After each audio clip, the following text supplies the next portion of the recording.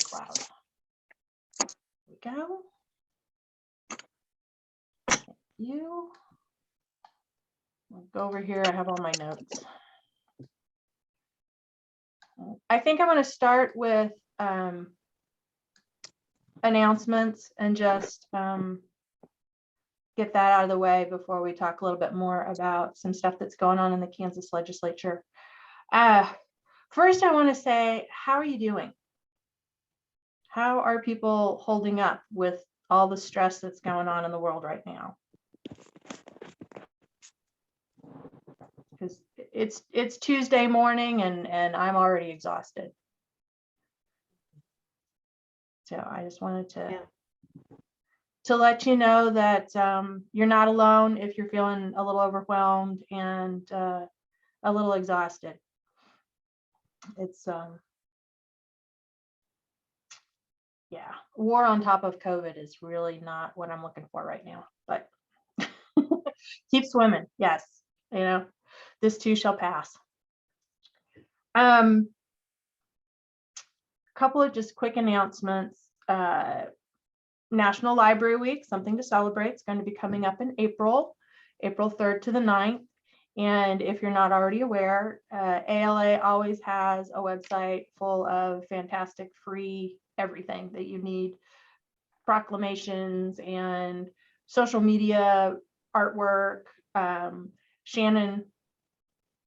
Molly Shannon is the host for this year. So hopefully there'll be it'll be a little bit lighthearted. So there's a website with free tools, and I didn't have that one up. I shared the link. Okay, good, thank you. I was getting ready to do that.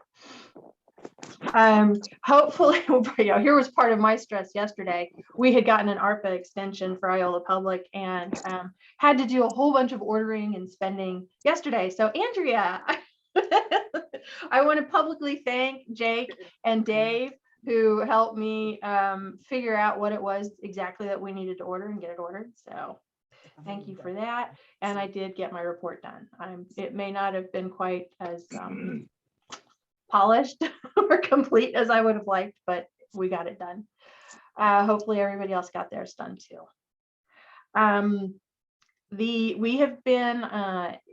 We've been moving ahead with the interest groups.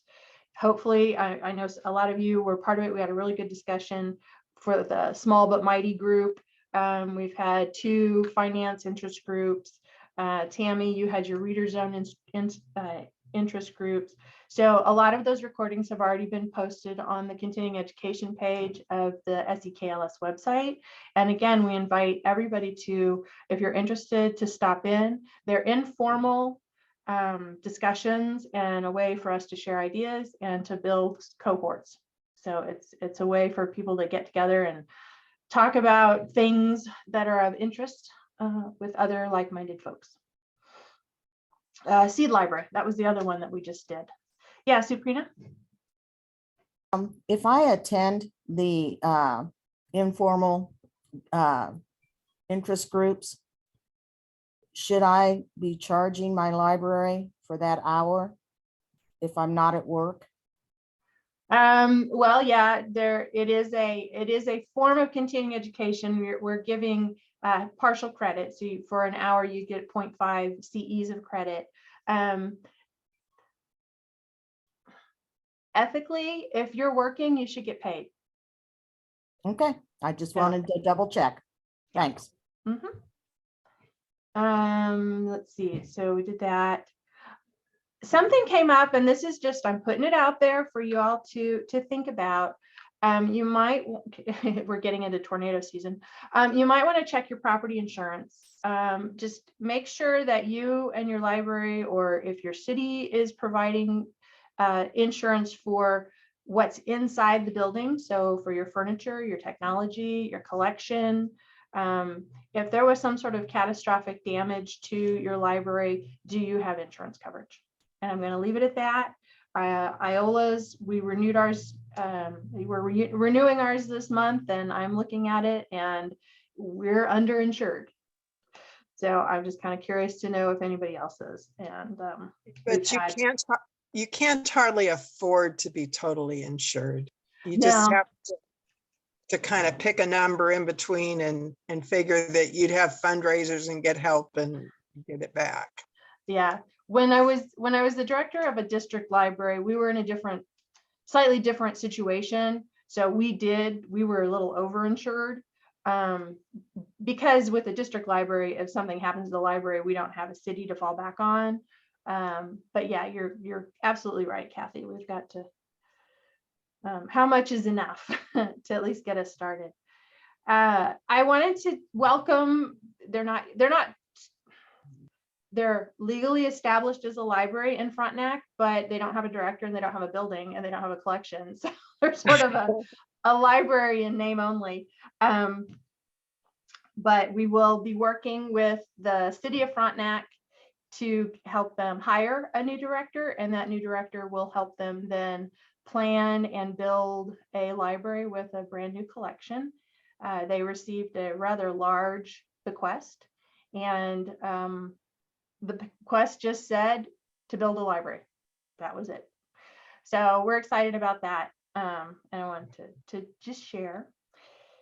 The big Kansas road trip is going through Crawford, Bourbon, and Cherokee counties in May. So that's another, let me get that and share it with you guys. So congratulations to those libraries. There you go. That are those communities that are participating. I just wanted to spread the word. And my final announcement has to do with the new button makers. We are working on getting the guidelines finalized and put on the website for you. The button makers are going to be one of those, because of their weight, basically, you can pick them up at SEK or coordinate with, like if Jake is going out to your library and you want the button maker and you've put it on hold, we'll work with Brenda and Resource Services to get it checked out to your library for your library's use. And we're using Koha to coordinate or to place reserves on that. Unfortunately, we're not able to guarantee a particular date for the button maker. And we are requesting that if you you need to purchase supplies for it. So coordinate or talk to us and we'll try to get that out to you. I think it's already, a couple of people have already expressed interest in it. Tammy, I know you've got a lot coming up on the calendar. Are there some announcements you wanted to make? Well, we have the summer reading workshop coming up next week. So don't forget, we are asking for people to wear a mask if you're not eating during that event. So we have quite a few people signed up. The response has been better than we had anticipated, which is great. And so I'm not accepting new registrations at this time. We had to give a number to a caterer, so it's full. So please don't bring extra people. We won't be able to feed them. They'll just have to sit there and watch you eat, or you have to share your lunch if you bring someone extra this year. We also have story time focus group coming up Friday. So, or interest group, not focus group. And then the youth services monthly forum will be Thursday. So next week's pretty full. You'll have the opportunity to talk with me quite a bit. So was there some, Sharon, it seems like there was something I asked you to talk about during here or have the opportunity to talk about, but it's escaping me right now. I think you're right, and I can't remember. I did share, you have a really great resource page for summer reading that I shared, and I know that the KASL Spring Conference is coming up in April, and you had put that on the calendar. We're going to talk about supporting individuals with dyslexia at the KASL Spring Conference. It's targeted to school librarians, but if you are interested in this topic, you're always welcome to come to any of our trainings. So sign up if you're interested in that. And I put together a dyslexia kit that you can also check out through the same type of setup that Sharon's talking about with the button maker. So it's there in the professional development collection, and it's a book that has some teachery type curriculum in it, or professional development in it, but it also has some different manipulatives that you could try out with individuals who have reading difficulties to see what works for them. Now, these aren't consumables, you don't get to keep them, but it's for you to try out, and then we put ordering information in the kit as well. So you'll know exactly where to get it from. And most of them are pretty inexpensive. We do have one that's a speech to text pen. So that one's a little pricier. But you could also use it, you could use it with a parent to say, hey, let's try this. And if you like it, then or it works, let your teacher know, or let your school district know that this is something that was helpful for my child. So if you want more information, come and listen and learn and get signed up for that one. And I'll look for my notes on the other thing. Sorry, it's escaping me today. That's quite all right. I forgot. I wanted to let you know where we are. We've got part of my stress. We had 3 resignations, 2 for SEK and 1 for IPL. Not complete, well, some of them were unexpected, but Melissa has gone on to a position with Microsoft. So we have the head of technical services or technology department. I don't remember what her title exactly was, but that position is open, and we're taking resumes right now for it. And then Wanda has left us for personal reasons, and actually might be moving to California. And so the special needs position, which you may or may not know, is funded through a grant primarily from the state, the Library for the Blind. So I'm working through that job position and posting and deciding what we're going to do with that. So we will have 2 new team members at SEK, and just want to let you know what's going on with that. So please be kind to Jake and Dave and know that it's just the 2 of them. And when they're both on the road, I think I'm going to be their backup. So I will do my best to give you good information. This is funny. Melissa found my old card from when I was the director of technology services at NEK. So that there's proof that there's some of the questions I can answer, but not all of them. All right. So for the rest of my crew, do you guys have announcements you want to make before we get into a discussion of intellectual freedom? I was just going to say that with like website questions, you may be better than me. Because you use one day to day. I do. I'm very much enjoying my new website. Came in Oh, handy when we yes. had snow days. Training on Friday. Okay.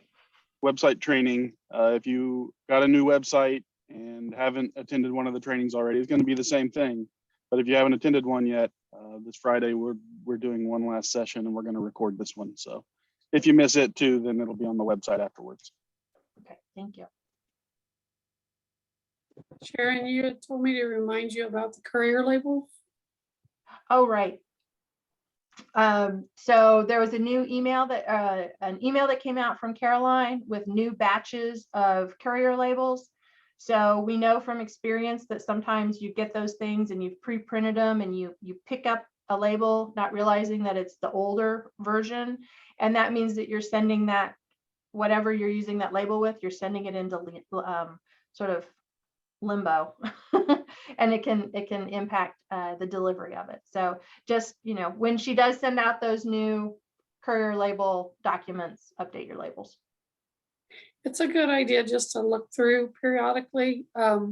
We've had some issues here recently, not with you guys, because you all know, but libraries across the state that didn't realize we switched from Emporia Hub to Parsons Hub.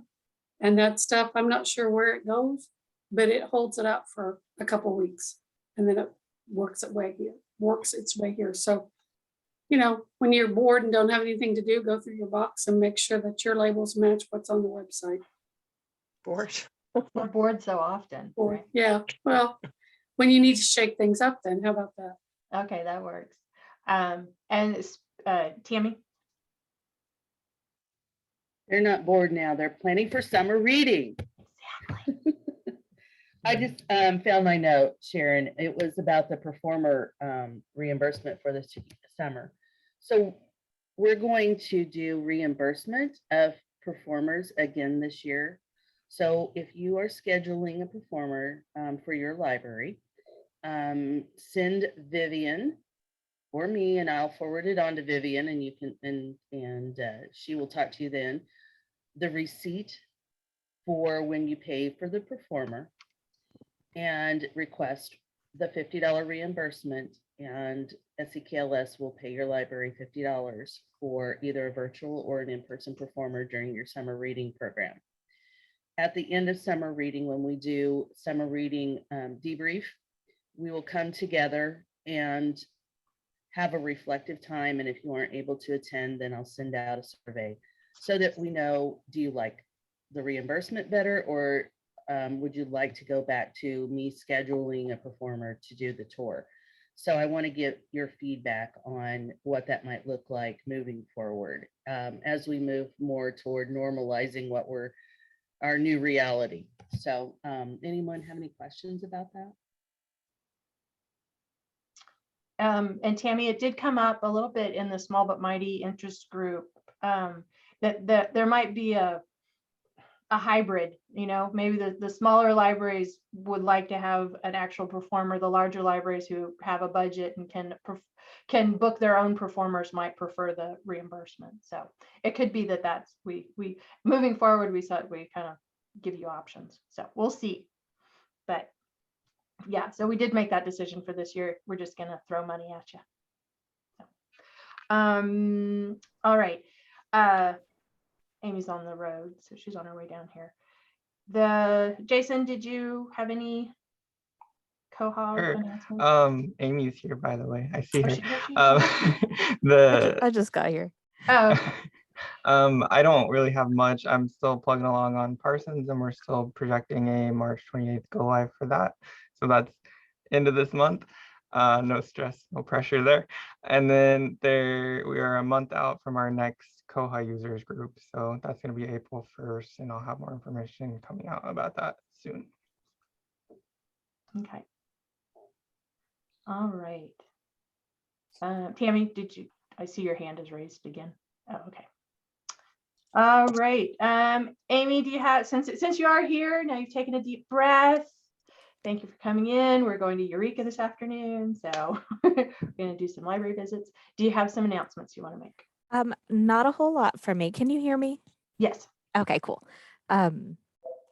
I will be sending out notes and recordings from recent interest groups before the end of the week to the people, because it's March 1st. This is the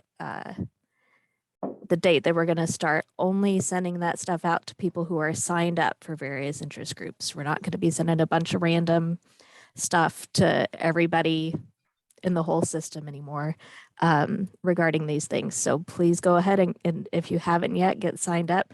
If you already have, I'll just, I'll fix the spreadsheet so it doesn't look like you're duplicated. But all of those notes and recordings, if we made them, are going to go out to you by the end of the week. Additionally, we'll be sending out some forms to schedule the March interest groups. Some of those don't have a regular meeting day and time. They may in the future. We don't know yet. It depends on what works best for you guys, because you're the important people here. Other than that, I'm, like Sharon said, we're getting back out for some visits. Very excited to come and see you all.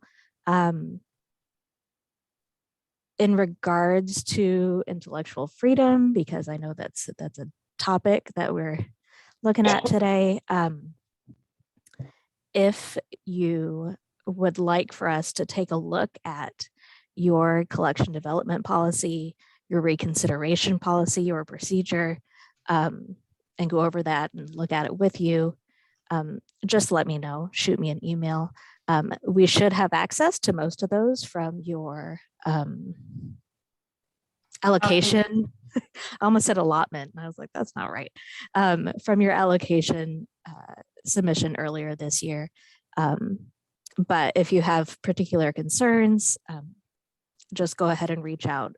We're happy to take a look at that with you. And I think that's really it for me. Just plugging along here. We've got a lot to do. Thank you. Any questions so far before we move away from announcements and start talking about the fun stuff? Nope. Okay, cool. So just to bring you up to speed, part of the reason that we, well, I guess here's my question. How many people saw on CanLi Bell the letter from our executive from Kansas Library Association? Did everybody get a chance to see that and to read it? It was two parts, sort of the announcement of the Intellectual Freedom Committee that's going to be sort of like the Government Affairs Committee of KLA. And then also the association's statement in support of intellectual freedom. Beth? Oh, okay. So if you have not seen that, please go check CanLi Bell and find that. The Intellectual Freedom Committee has met twice in response to an uptick in challenges primarily at school libraries and in school districts.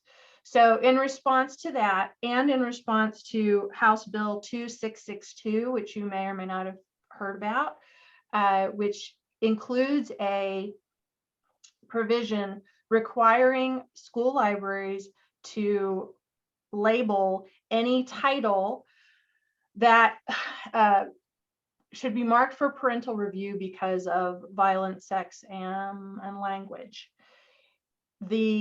That provision goes against one of the sort of fundamentals of library science, which is the Library Bill of Rights has an interpretation against labeling.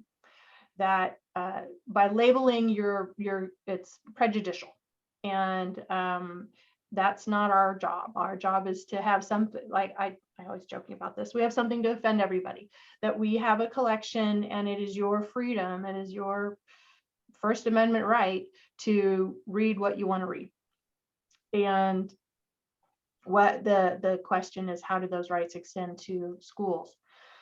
So the Parental Bill of Rights is the overarching bill that is 2662, and it had been last week and the week before, it had been in committee, had been in the Education Committee, and it had a hearing, and I was able to listen to the recording of that hearing. It was very interesting to see government in action, and it is on YouTube if you're interested in watching it. There were 3 or 4 people in support and probably double, triple that in opposition to this, but it still made it out of committee. On last Thursday was what they called the turnaround day. And KLA has a Steve Kearney, who is our lobbyist of sorts, who works with us to help manage and watch what's going on in the state legislature. And he let us know that it did make it out of the Education Committee and is in appropriations, where we're not sure what's going to happen to it next. We just have to watch it. He said that because it's been referred to an exempt committee, it could go back to education. It could be part of an appropriation. It could be tacked on. So it's something that we're having him watch, and we're trying to watch and figure out what we can do about it. In the meantime, it brings to light our need to have up-to-date policies and procedures for the reconsideration of materials, but also challenges to displays, which we have a library in our system that is fighting a challenge against a display that they had in the library of LGBTQ books for kids and teens. So that library, they had fabulous policies. They have a section on diversity, a policy statement in support of diversity. Not all of us have that, but most of us should have, as part of our materials policy or our collection development policy, references to what I call the fundamental documents that sort of develop or define the professional ethics of librarianship. And that's the Library Bill of Rights. And then also there's some freedom statements, the freedom to read statement and the freedom to view statement. I'm hoping that everybody is familiar with these. I took time to reread them. They're interesting, and to reaffirm them. So to practice what I preach, the Iowa Public Library Board will be reviewing our materials selection policy next Monday at the board meeting. And I've put in front of them a sample of our reconsideration form. It is so old that it has typewriter marks all over it. So it hasn't changed much. I mean, those reconsideration forms are pretty consistent. And the statements in the policy that, you know, again, what Amy said, we're willing to look through your policies, and we'll be looking for wording about, have you read the book, or are you taking things out of context? Have you read the entire piece? Because, yes, thank you, Tammy. I have them up on I have these, a lot of these up on my screen, but I haven't done a screen share yet. I do want to go through a couple of the websites, so I probably will do a screen share here in a minute. But because intellectual freedom is basically in the news, that there are challenges coming up, that it is becoming a political issue, and with midterms coming up, it might continue to be a political issue. It's something that we need to double down, I guess, and make sure that we're aware of what's going on, aware of our role, and aware that as SEK, as a system, what we want to do is to help support you, provide the consulting and the review and information that you need. We have to stay apolitical. We kind of have to, there's been some pushback from some libraries in the state saying, well, the system should come out strong. And I don't know how many of you guys remember how Roger had to go in front of the legislature a couple of years ago and speak up on behalf of the systems. So we're in a slightly precarious place, and we need to be apolitical. So we are pushing for our association, the Kansas Library Association, to be the advocate and to help with the advocacy. Your friends groups can all advocate on your behalf as well. So what I want to do real quick is do a screen share and show you some of the resources that are available to us.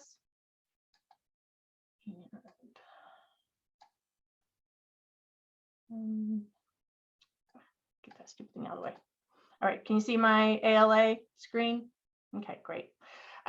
ALA, of course, is our go-to place for information on advocacy and on intellectual freedom. They have all of these resources available to you, including, and this is the biggest thing, if you're fighting a challenge, ALA will help you. We will help you, but ALA will help you as well. And you can reach out to them to let them know that you're having a book challenge, and they'll help you through that process. I have had, I was a brand new director in Tonganoxie when I had somebody come and challenge my friend Leonard. It had been a book that was up on a staff picks display, and one of my younger people really liked that book, and an older patron read it and was mightily offended. As you might imagine, my heart was racing when she came in, and I was very unsure what to do. So I went to my policies, and they told me. That was the beauty of having good policies and good procedures, because it says, here's what you need to do. Step 1, step 2, step 3. Sit down, have this conversation, give them the form, see if they've even read the book. It's always number one. Did they read the book? And just explain to them that the public library is here for all, and that it's your choice and your right to decide what you read or don't read. So I just can't stress enough how important it is to have that policy where you can get to it, where all of your frontline staff, that person that only works on Saturdays, you know, who may or may not be as familiar, that they know what to do as well. So on the intellectual freedom page, you can see what's going on. You can read about filtering and censorship. The other thing that I wanted to bring to your attention is the Library Bill of Rights. And the other part of this is the interpretations of the Library Bill of Rights. And if you've not taken time or through Apple, read through both the Library Bill of Rights and those various interpretations, I recommend that you do. And the one in particular that KLA is, and the Government Affairs Committee is focusing on to help argue against the House bill that's floating out there, is the interpretation that labeling is prejudicial and it creates a value judgment, and you shouldn't be doing it. So, and if you're interested in reading more about the House bill and how it was, the original as introduced, that's that PDF, but several parts of it were taken out. In the original bill, they were going to, give me just one second, there's a term here and I can't remember what it is. Affirmative defense. They wanted to remove affirmative defense, which meant that teachers and librarians, school librarians, could possibly be sued, and that was removed. So then you have the substitute bill that that had rewrote and took out some of those more problematic areas. We talked about this bill and intellectual freedom at a meeting of the academic librarians in Southeast Kansas. And I asked the question of the Government Affairs Committee, and we don't have an answer. How does this bill, or how would this bill impact concurrent students? So high school students that are taking college classes, and also how it would impact Seek and Find or Next, which are collaborative shared catalogs. And for Northeast Kansas, they have schools that are as part of their catalog. So we were afraid or feared that if this is passed, it may mean that academics or schools, maybe not academics, but schools would not be willing or able to be part of our shared catalog. So there's a lot of far-reaching implications for this bill, and that's part of the reason I wanted to bring it to your attention and to make sure that we're all aware of what's going on, and take measures, positive steps that we can take to be aware and to make sure that we're protected. Tammy? I wondered if you wanted to say a little bit more about what we mean by labeling as opposed to neutral directional aids. Labeling such as, well, and you guys might already know this, we're not supposed to be using the Motion Picture Association of America. Is it PG-13? Is it rated R? Because that is, well, one, it's proprietary, but two, it can also be prejudicial. So by labeling, what is mentioned in the bill is labeling materials that might need parental review. So might have excessive language, might have excessive violence, might be pornographic. But again, that requires a judgment call. What is pornography for one librarian is not pornography for another. What is excessive bad language for one is not for another. Whereas directional signage is, that's our mystery collection. I would even argue against, and this is something I did in Tonganoxie, we renamed our Christian fiction section to inspirational fiction, because not everything in there is Christian.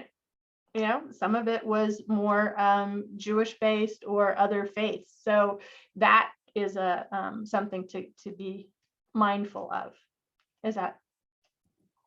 Yeah, and from what I've been hearing, so whenever we do that and start labeling things, we begin to act in loco parentis, or in place of the parents. So we're making those value statements and value judgment calls on the resources. And that is not the place of a public library or a library. And so we don't act in place of the parents in any situation.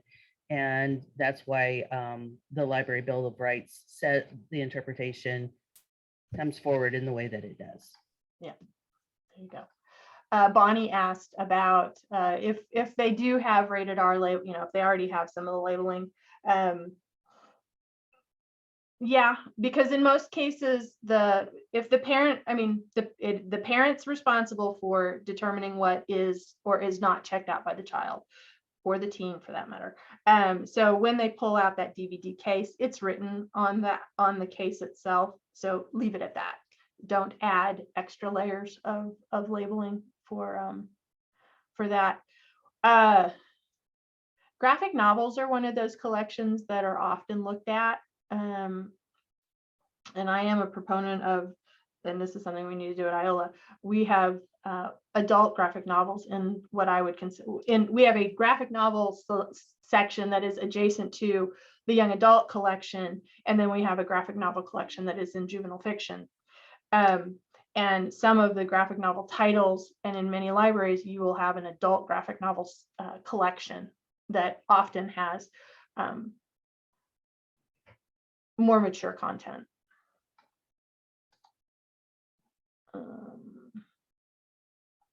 Yeah, okay. So Amy's answering some of the questions that are coming up in chat.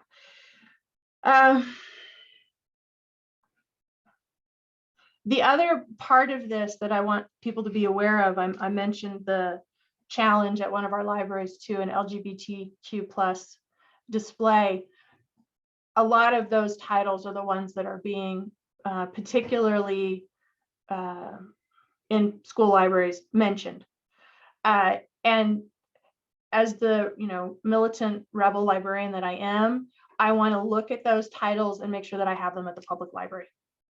And that's a role that we can play to support the school library. And as you know, during banned book week and with banned books, the best way to get people to read it is to ban it. With Mouse, I don't know how many have heard about what was going on with Mouse in Tennessee, but what, 700% increase in purchasing, and Brenda can attest to this. Our copy of the Mouse graphic novels, which are about the Holocaust, have been going all over the system. So we do get to uphold the First Amendment. And I think that that's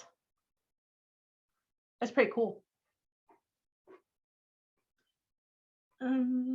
Okay. That covered most of the things that I wanted to talk about it. I wanted to bring these to your attention. I wanted to make sure that you are aware of what's going on in our state legislature that may or may not, it may impact our colleagues in the school libraries first, but what happens in the schools often will trickle down to us. So I want us to be aware and forewarned. Tammy? I would just say, whenever you're reviewing your policies and procedures, there's some things that you need to make sure are covered in your policies. And not only just books and movies, but also your displays, as Sharon mentioned previously, your databases and electronic resources is a good idea to consider that as well. And also your programs. And those are all things that can and have been challenged. And you don't have to have a drag queen story time for something to be challenged in your library as offensive. So whenever you're looking at that, consider those as well. Absolutely. Absolutely. And the core for most of our collection development policies is community need and community community needs and interests. So we do understand that our library is in a community, and our community is in a part of the state, and that there are some things that Douglas County and Lawrence will tolerate, or Johnson County will tolerate or accept or support, that maybe wouldn't fly down here. But at the same time, we have a role and responsibility to bring the outside world to our communities. And to assume that there are no gay people in our community, or to assume that there are no African Americans in our community, or to assume that, there's all of these different diverse people in the world, and they're in our communities. And especially those of us who have community colleges in our communities. We have a great deal of diversity, and it's good and right for the public library collection and for the public library staff and for our programs to support and reflect our community and the world at large. So I'll get off my little soapbox now, but it really does. It gets me in the feels when we're talking about intellectual freedom and what we do and the role that we play in our democracy. Okay. Any questions? I'm going to stop sharing.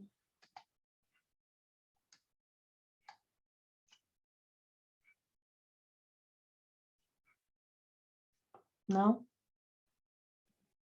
I wonder, how many of you have already reviewed your policies? Anyone? Or did you even know you had a policy, or you don't, or you know where your policies are? Are they on the website? You can put them on your brand new website. That's a really good place to put them and have that be the definitive. This is our most up-to-date policy. Then everybody can find it and it's transparent. Sharon, Okay. in Pittsburgh, we're gonna review our policy. I've looked through it. It's not bad. It just needs a little bit of an update, so we are looking through those as well. Yeah. And I've gone through lots of challenges. Well, I won't say lots, but several. So you really do need your policies.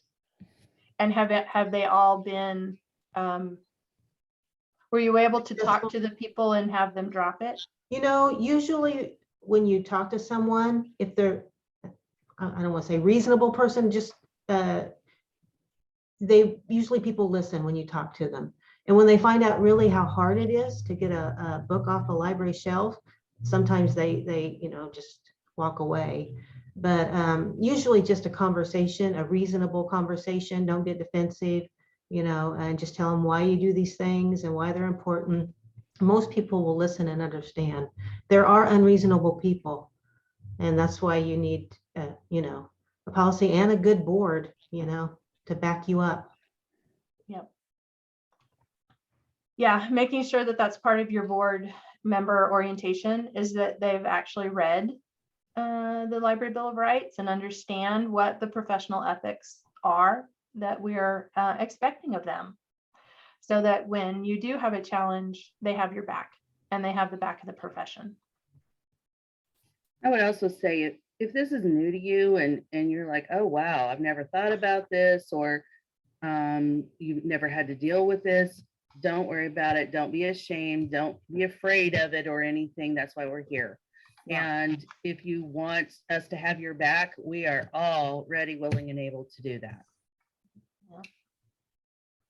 I'm looking for Gail Santee from Central. They did their ethics 101. They did it at Arcel, and it talks a lot about this and some of the other tough parts of being in a library. And that might be a video or a webinar that you want to review. And I think it's available in a couple of different places. So we'll find that. And yeah, I mean, if you're part-time, this is a lot. And we understand that and recognize it. So yes, we are definitely here to, we're here for board training as well. So we're always available for trustee training. And, trusting training can be as simple as pulling out all of the foundational documents and reading them at a board meeting and talking about them. That counts. So it's training for a majority of your board.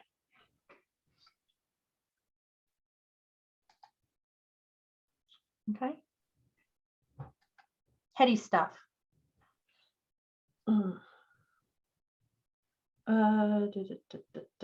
And we will, I'll do my best to keep you up to date with what's going on with the House bill as we know more. And again, just let us know if you're having challenges or have any questions about challenges. And oh, the website for Trustee Manual, which is a fantastic resource, is systems.mykansaslibrary.org. I use it often, and I'm in almost every email I refer to it. So both the trustee training manual is on the systems website, as is the public library director handbook. So, and both of those were updated in 2020. So they have good recent information. The only thing that's not accurate anymore has to do with budgeting and the revenue neutral rate. Thank you, Tammy. Tammy put the link for Library Ethics 101. What would you do? Which again, that would be pre-watch it just so you don't get in the weeds, but that would be a good trustee training to at a board meeting trustee training as well.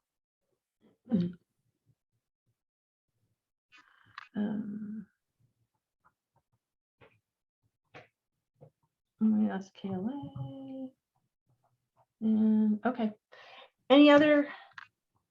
I know I'm forgetting things, and I just ask you to forgive me and nag if for all of you, if I've promised but not delivered, remind me. Just let me know. I'm, like I said, I'm feeling terrible. I'm feeling overwhelmed. So if there's something that I promised and didn't deliver, call me on it. Let me know, and I'll get it back on my to-do list, which is ever growing. I literally have a to-do list. So, and be kind, because Vivian's on vacation this week. So if you have any questions about bills and payments, I have to dig a little harder. And just to rub that in a little bit, she showed me a picture of where she's going.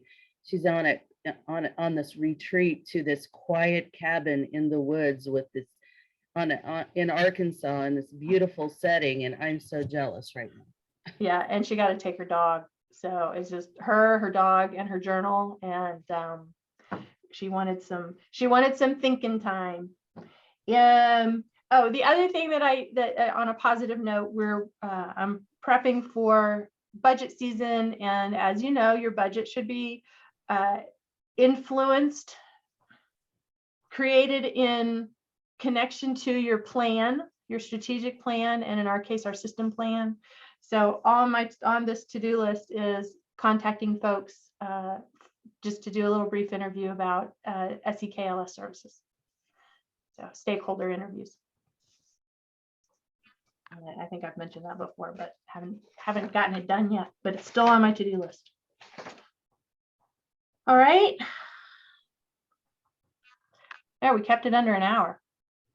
So do you have any other questions or concerns, or do you want to do some more, or do you have things you want to share to the group? I just want to make a note real quick. I realized that all of the trustee manuals I have here in the office are the 2016 version.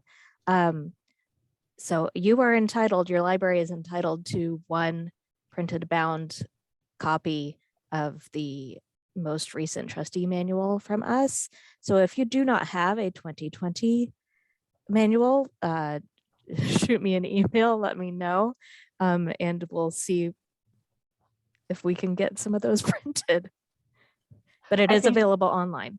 I think you might have some in a drawer behind you. I dug some out. So thank you. Yeah, I mean rummaging through her stuff. Okay, cool.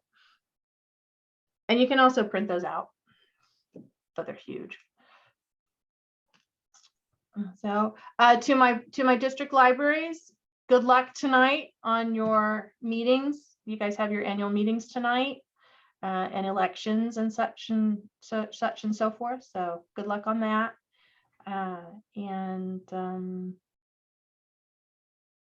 Oh, what else? like we said, we're doing library visits again. And I see Sharon, we've been to St. Paul to help, you guys have to help with weeding. And so if there are things, if you want to be on our list of fun and exciting visits from SEKLS staff, let us know. We'll come, we'll say hi. Maybe we'll just drop in. I always threaten to do that. I think so far I've only gone to Bronson a couple times unannounced because it's close. If you have participated in Apple within the last few years, we would like for you to join us and the upcoming class of Apple folks. Send me an email if you're willing to do a Zoom meetup with the incoming class to kind of answer their questions, give them your perspective on the program, that sort of thing. And we will go ahead and set that up for The early April. yeah, probably sometime the first week of April. Yep. Thank you. Okay. Well, this has been recorded, so it will be put onto the SEKLS site if you want to watch it again for whatever reason, or have other people. So if you have additional questions, feel free to reach out to us, and take deep breaths and go outside today. This whole week, it's going to be gorgeous out. So go get your vitamin D and spend some time in nature if you can. Or go hug a dog. So I'm gonna go across the street and steal my neighbor's dog so I can have some puppy time. Whatever you need to do for your mental well-being. All right. So thank you and have a great day.